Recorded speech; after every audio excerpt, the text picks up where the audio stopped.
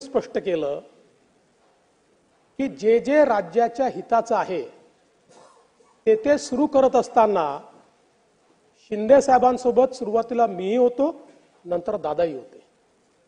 त्यामुळे घेतलेले जे निर्णय आहेत या निर्णयांची जबाबदारी ही एकट्या एकनाथराव शिंदेची नाही आहे, ती आमची तिघांची देखील जबाबदारी आहे. आणि ज्या ठिकाणी काही गोष्टी आम्हाला आढळल्या,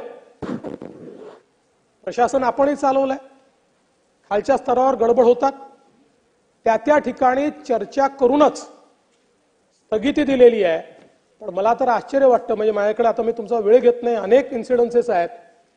विभागीय आयुक्तांनी आपल्या स्तरावर स्थगिती दिली तरी देवेंद्र फडणवीसांचा दणका.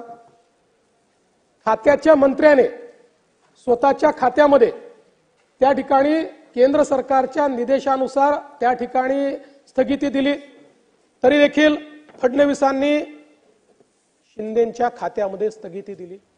एक गोष्ट माध्यमांनाही सांगतो आणि आपल्यालाही सांगतो, दादांचं काय आहे की दादा थेट अटॅकच करतात ना, त्याच्यामुळे कोणी फार वाट्या जात नाही.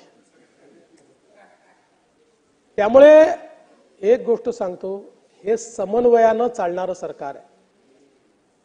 या सरकारमध्ये सगळे निर्णय आम्ही तिघही मिळून घेतो.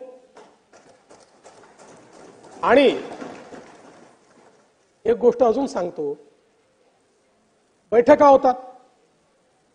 आता काही बैठकांना दादा असतात, काहींना शिंदे साहेब असतात, काहींना दोघंही असतात, काहींना दोघांपैकी एकही असतो. जो आला नाही तो नाराज, बैठकीला आला नाही म्हणजे नाराज. मला असं वाटतं की क्वालिटीच्या बातम्या माध्यमांनाही सापडत नाही आहेत आणि विरोधकांनाही क्वालिटीची टीका करता येत नाही आहे, असं मला कुठेतरी तुमचे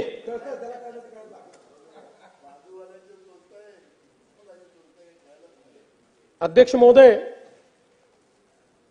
राज्यामध्ये सोयाबीनच्या खरेदीच्या संदर्भात या ठिकाणी सांगण्यात आलं की सोयाबीनची खरेदी झाली नाही. पहिल्यांदा तर मी या ठिकाणी आपल्या लक्षात आणून देतो की एकूण सोयाबीनचा जो हमीभाव आहे तो 4,892 रुपये इतका घोषित करण्यात आला होता, जो मागील वर्षीपेक्षा 292 रुपये इतका जास्त होता.